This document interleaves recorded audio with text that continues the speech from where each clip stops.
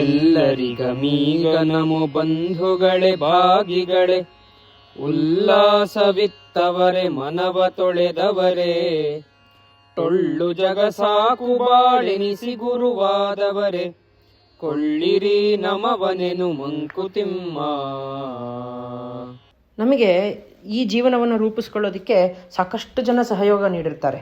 ಅದು ನಮಗೆ ಹುಟ್ಟಿದಾಗಿಂದ ಬೆಳೆಸಿದಂಥ ಅಪ್ಪ ಅಮ್ಮ ಆಗಿರ್ಬೋದು, ಬಂಧುಗಳಾಗಿರ್ಬೋದು, ನಮ್ಮ ಸಹಯೋಗಿಗಳಾಗಿರ್ಬೋದು, ಅಥವಾ ನಮಗೆ ಮುದ ನೀಡಿದಂಥ ನಮ್ಮ ಮಿತ್ರರು, ಜೊತೆಗೆ ಬಂದಂಥವರು ಎಲ್ಲರೂ ಕೂಡ, ಇವ್ರಿಗೆಲ್ರಿಗೂ ಕೂಡ ಒಂದು ಬಾರಿ ನಮನ ಸಲ್ಲಿಸು, ಇದೇ ಸೂಕ್ತವಾದ ಸಮಯ.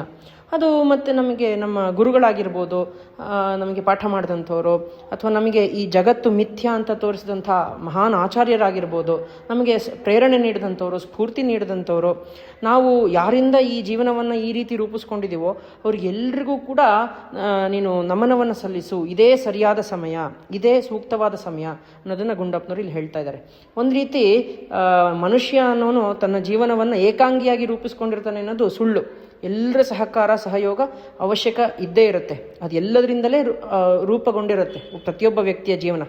ಸೊ ಹಾಗಾಗಿ ಇದನ್ನು ನಾವು ನೆನಪಿನಲ್ಲಿ ಇಟ್ಕೊಂಡು ಇವ್ರಿಗೆಲ್ರಿಗೂ ನಮನವನ್ನು ಸಲ್ಲಿಸಬೇಕು ಅನ್ನೋದು ಈ ಕಗ್ಗದ ಗೂಢಾರ್ಥ. ನಮಸ್ಕಾರಗಳು.